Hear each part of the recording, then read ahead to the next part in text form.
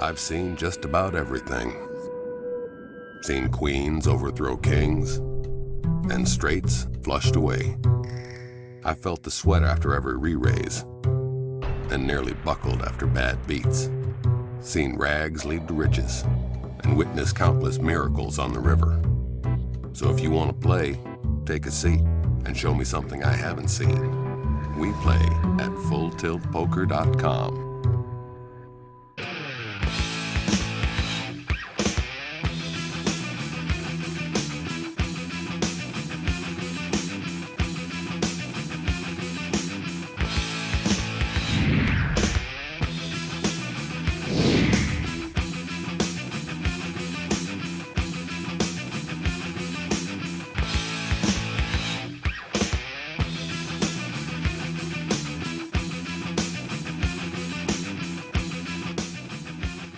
This is Diego Cordovez. Adam Schoenfeld.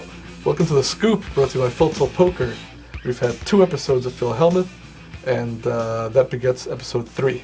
Here we go. Let's just roll into it.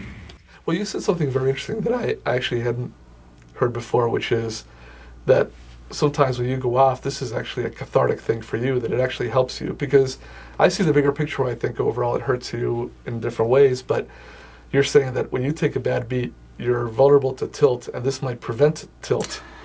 To be honest, So to be honest, there is subconsciously you may be motivated to do this. I think what's 100% best for me is if I don't get emotional in the first place. If I can course. somehow avoid that. Right.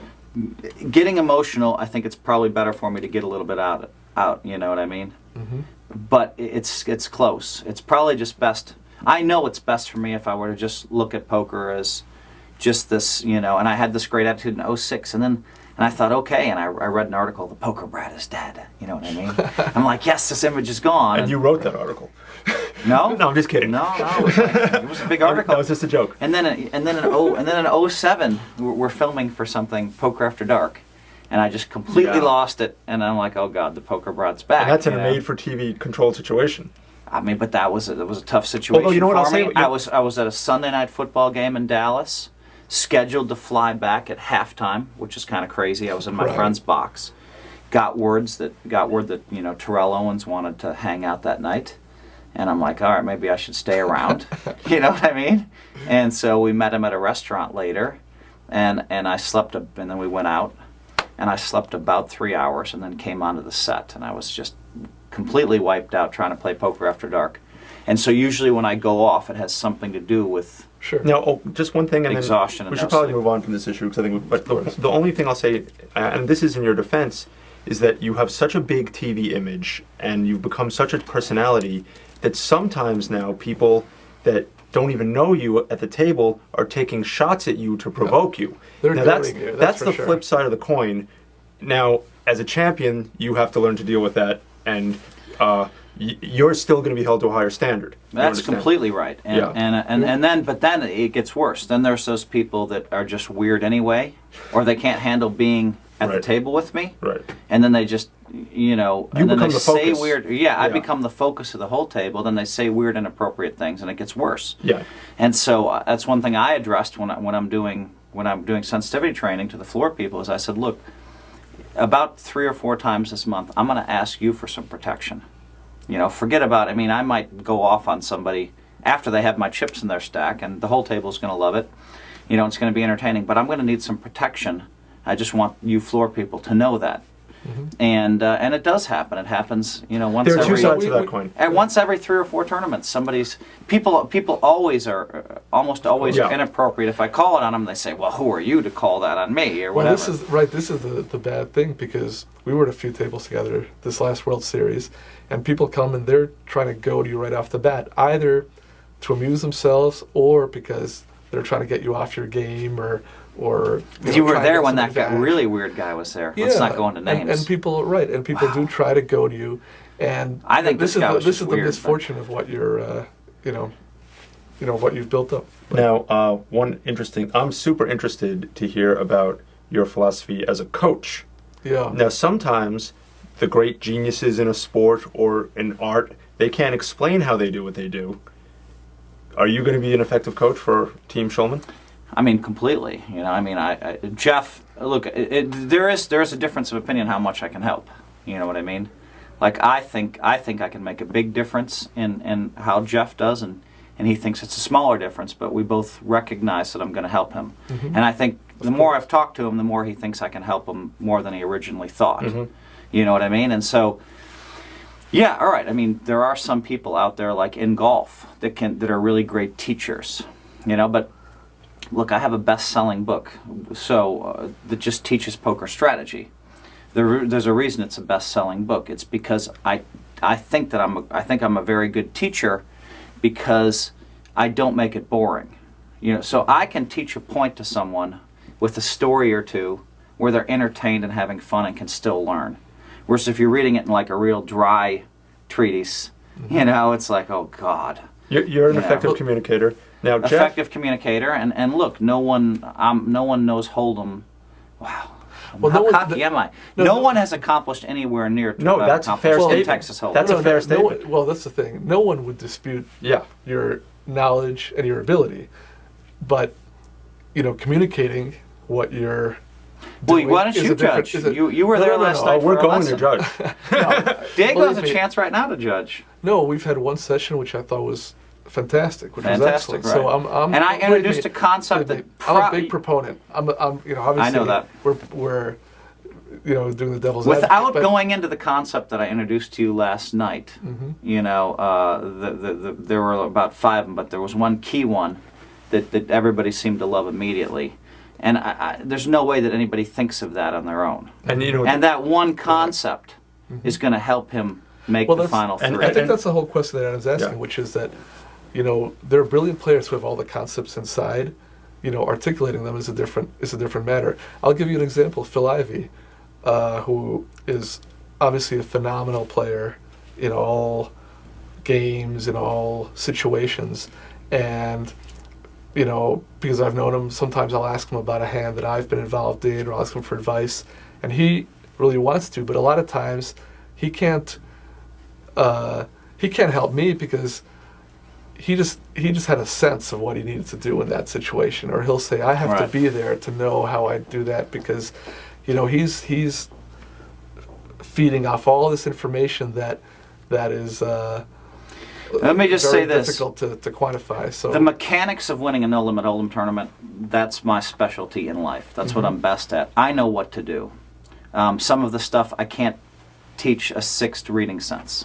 You know what I mean? I can't teach that. When you talk about looking at But the people's soul, concepts how do you, of getting down there and putting yourself in position and playing hands a certain way and playing the right kind of hands and playing in the right position, I know all of that stuff cold. And so, am I a great coach? I don't know. You'll have to judge that. We'll find out. You thought it was a fantastic session last night. So I will help anybody in the world, any player in the world, I will help their Texas Hold'em. And when it comes to winning tournaments or when it comes to playing... but I think you brought up something that I hadn't thought of, which is the process of writing a book makes you take concepts and crystallize them and make them as simple as possible, because that's the only way a book will be effective. So I think that training actually probably has helped you a lot in terms of categorizing your strategies and your thoughts. I think one of the things that is going to be, that I thought right away would be great about this, is that we're talking about specifically final table strategy. So Jeff's at the final table, you know his chip count, you know who the other players are, so I think that you can be very effective in that situation. How do you think Jeff is as a student? You know, he's pretty tough to deal with, isn't he? Not really. I mean, I think Jeff has a lot of respect for me. He does, yes. And so... And here's the other thing. Jeff and my philosophies really dovetail well. They really do. And so, you know, teaching him, it's not like I have to start with someone in their 20s who feels like they need to win like this. And you don't. And I have to say to them, well, actually, what you need to do to win is this. In that case, it'd be worse to try to do that. In other words, I really feel like when someone has a style, especially if they get to the final table, they need to keep playing that style. If someone got there by playing super aggressively in a different style, you wouldn't be helping them, because even if you have the right answers, now you're mixing them up. I mean, yeah, I disagree. I think that I could. I think that, and let's keep aggressive and not aggressive out of the equation, because I don't know how exactly I'm going to coach Jeff, and if I did know, probably don't want to talk about specific concepts now. But I will say that, you know, I think that I think that someone who got there a certain way, if they continue that strategy, they may force themselves to finish in 8th, 9th, 7th at best. And I think that I can help every one of those players at that table, every one of them, because some things are right. If the guy's super aggressive, I may coach him to continue that. Right.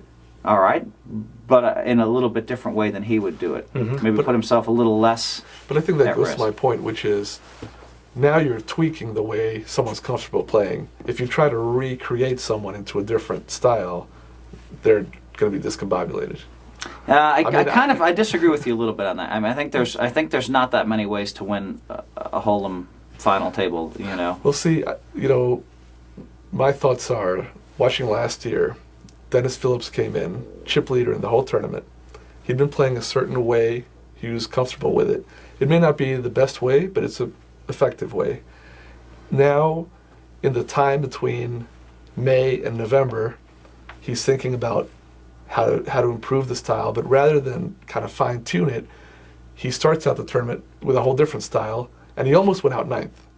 And then he kind of reverted, and he ended up third. Winning some key hands, and he ended up 3rd. And now this year, look, he had back and he's played really well. He had ace-queen against somebody else's kings. Yeah, he could have gone out 9th place. Or he finishes like 9th. Now this year, he's come back, and I thought he played very well in the main event. He made another good run, to his credit.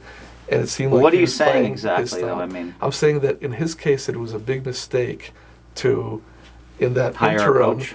I wouldn't say hire a coach specifically, because hiring a coach in itself doesn't mean anything. Trying to radically change the way you play is a mistake, because even if it's a better way of playing, if you're not comfortable and confident with that style, I disagree. I think effective. If you have 4 months to radically change your game, you can do that. Sit down. Sit down and play it out and run it out. I don't think you can radically change your game in a week. But if you have 4 months, but here's the thing that blows my mind is, if you're in the November 9. All right, why wouldn't you get coached? And why wouldn't you have one of the great players coach you? Oh, I agree with that. I mean, why wouldn't you? All of the great players are available to coach the November 9 players. All of us. We are, because it's fun for us. And, you work in a deal where if they make a lot of money, then you really do well for yourself as well. And so it's kind of a fun opportunity. You have somebody to sweat. You want to be at the final table anyway. Sure. So, I just think that all these players should be out there getting the best players in the world to coach them. Well, and I think, the sessions we've had so far, an example in the sense that you don't have to accept everything the coach brings up, but it makes you think. And if you use half of it, if you use a quarter of it, if you use 3/4 of it, whatever it is, it's going to help. And even if you don't use any of it, the process of discussing concepts and ideas is going to be very valuable, as opposed to just sticking in whatever rut you're in. And let me say this. Diego, I think of you as being a pretty terrific Hold'em player. Oh, thank you. And I think that I really do. And I've told you this before. And I feel like you and I talking about concepts with Jeff listening. If I tell Jeff that I think he should do this, and he doesn't think, just give me your counter reasoning. You know what I mean? And then if it makes sense, it may come down to, that's just not my style. That's okay. Right. Then we move on to the next point. Right. But that itself is super valuable. Exactly. It's super valuable. I'm coaching Jeff to do something, a couple of things that are a little bit radically different for him. You're agreeing with what I'm saying, and I think he's agreeing, and I think the world's going to be a little bit surprised when he comes out. Thanks for joining us on The Scoop, brought to you by Phil Poker. It's been a lot of fun with Phil Hellmuth. We have to just work on getting him to talk a little more. Straighten him out a little more. And look for us next week on Card Player TV, and write to us at The Scoop at cardplayer.com.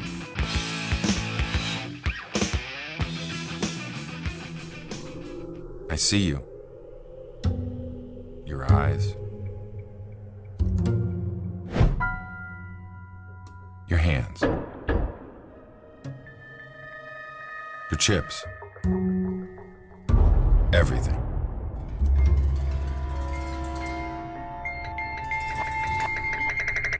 So I don't need to see your cards. We play at fulltailpoker.com.